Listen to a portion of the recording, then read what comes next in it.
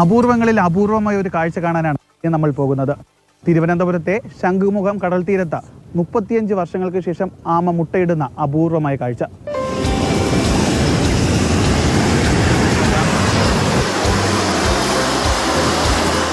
ശംഖുമുഖം കടൽ തീരത്ത് ഇന്നലെ രാത്രി ഒരു അതിഥി എത്തി.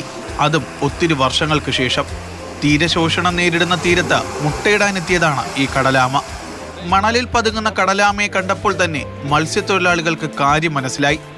ആമ മുട്ടയിടുന്നത് കാണാൻ എത്തിയവരെയെല്ലാം അവിടെ നിന്ന് മാറ്റി അവർ ആമയ്ക്ക് സംരക്ഷണം ഒരുക്കി. മുൻകാലമുള്ള ഇതിലൊക്കെ നമ്മൾ കണ്ടിട്ടുള്ള ഇത്ര ഇതിലാണ് ആമ ഇത് വന്ന് മുട്ടയിടുന്നതായിട്ട് നമുക്കറിയാം. അതുകൊണ്ടാണ് നമ്മൾ ഈ ബാക്കിയുള്ള ആൾക്കാരെ മാറ്റിക്കൊണ്ട് ഈ ഇത്രയും കവർ ചെയ്ത് കെട്ടിയത്. മഴക്കാലം കഴിഞ്ഞ് ഓഗസ്റ്റ് മുതൽ ഫെബ്രുവരി വരെയാണ് ആമ മുട്ടയിടാനായി സാധാരണഗതിയിലെത്തുന്നത്. അതും കണ്ടൽക്കാട് നിറഞ്ഞ അഴിമുഖ പ്രദേശങ്ങളുടെ തീരങ്ങളിൽ മാത്രം. തിരുവനന്തപുരത്ത് തീരങ്ങളിൽ ഇതൊരു അപൂർവ കാഴ്ചയാണ്. കഴിഞ്ഞ 35 വർഷങ്ങൾക്കിടയിൽ ആദ്യമായിട്ടാണ് ശംഖുമുഖത്ത് ഇത്തരമൊരു സംഭവമെന്ന് മത്സ്യത്തൊഴിലാളികളും പറയുന്നു. 50 മുതൽ 170 വരെ മുട്ടകളാണ് ഇവ ഇടാറ്. എന്നാൽ ഇവിടെ എത്തിയ ഈ അതിഥിയാമ ഇട്ടത് 81 മുട്ടകളാണ്. തീരെ കടലെടുത്ത് ഭീതി നിറഞ്ഞ അവസ്ഥയിലാണ് ഇപ്പോൾ. അധികൃതരുടെ നിർദ്ദേശപ്രകാരം മുട്ടകളെ കടലിനോട് ചേർന്നുള്ള തീരത്ത് നിന്ന് മറ്റൊരു സുരക്ഷിത താവളത്തിലേക്ക് കടലിന്റെ മക്കൾ മാറ്റിയിട്ടുണ്ട്.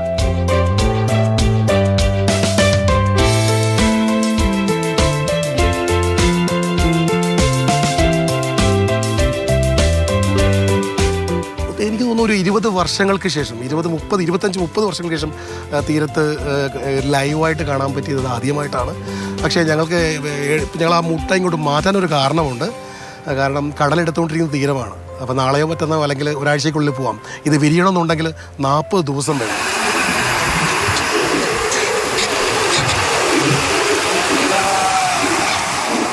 ഇവിടെയാണ് ഈ ആമയുടെ 81 മുട്ടകൾ സുരക്ഷിതമായി കുഴിച്ചിട്ടിരിക്കുന്നത്.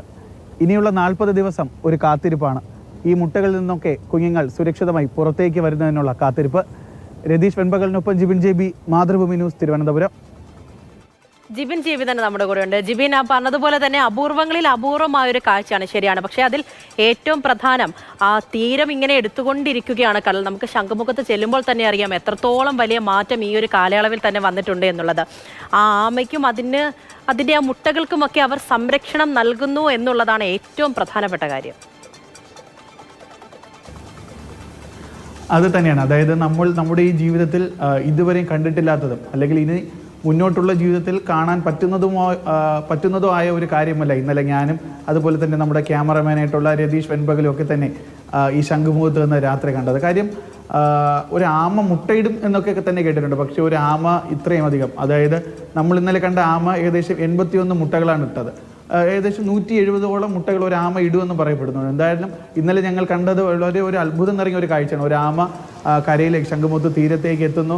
ആ തീരത്ത് മറ്റു ആളുകളുടെയൊക്കെ ഇടയിലായിരുന്നിട്ട് കൂടി ആ ആമ അവിടെയുള്ള മണലൊക്കെ തന്നെ വകങ്ങി മാറ്റി മണലിന് അടിയിലേക്ക് പോവുകയും ഈ 81 മുട്ടകളും അത്യാവശ്യം ഒരു ആഴത്തിൽ തന്നെ മുട്ടകളൊക്കെ ഇടുകയും മറ്റാരുടെയും ശല്യം കൂടാതെ തൻ്റെ കുഞ്ഞുങ്ങൾ പുറത്തേക്ക് വരാൻ വേണ്ടി ഈ അമ്മ മണലൊക്കെ തന്നെ അവിടെ അടിച്ചൊതുക്കിയതിന് ശേഷമാണ് തിരികെ കടലിലേക്ക് പോകുന്നത്. പക്ഷേ ഏറ്റവും എടുത്ത് പറയേണ്ട കാര്യമെന്ന് വെച്ച് കഴിഞ്ഞാൽ ഇത്തരത്തിലൊരു ആമ അവിടേക്ക് എത്തിയപ്പോൾ തന്നെ അതിന് വേണ്ട കാര്യങ്ങളൊക്കെ തന്നെ ക്രമീകരിച്ച് കൊടുത്ത അവിടുത്തെ മത്സ്യത്തൊഴിലാളികളുണ്ട്.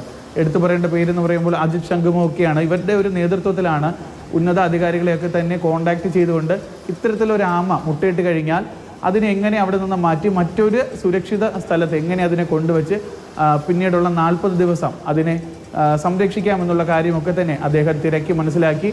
നമുക്കറിയാം ശംഖുമുഖത്തും അതുപോലെ തന്നെ തിരുവനന്തപുരത്തിൻ്റെ തീരപ്രദേശത്തും ഒക്കെ തന്നെ വളരെ വലിയ രീതിയിലുള്ള ഒരു തീരശോഷണമൊക്കെയാണ് ഇപ്പോൾ നടന്നുകൊണ്ടിരിക്കുന്നത്.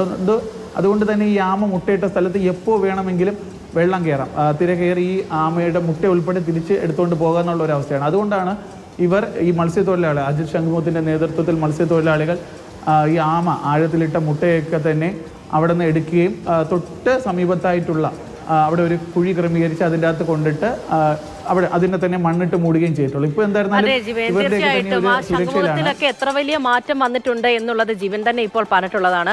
ശരിയാണ്, ആ തീരം എടുത്തു പോകുന്നു എന്ന് പറയുമ്പോൾ അത് ആ മത്സ്യത്തൊഴിലാളികൾ അവിടെ താമസിക്കുന്നവർക്കൊക്കെ വലിയ ഭീഷണിയാണ്. അതുകൊണ്ട് തന്നെ അവർക്കറിയാം എല്ലാ ജീവനും ഒരേപോലെ തന്നെയാണ്. അതുകൊണ്ട് തന്നെയാണ് മനുഷ്യർക്ക് മാത്രമല്ല ഈ വന്ന ആമയ്ക്കായാലും ബുദ്ധിമുട്ടുണ്ടാകും എന്നുള്ളത് കൊണ്ട് തന്നെയാണ് അവരതിനെ സംരക്ഷിക്കാൻ ഒരുങ്ങിയതും. നല്ല പ്രവൃത്തി തന്നെയാണ്. ശരി ജിബിൻ.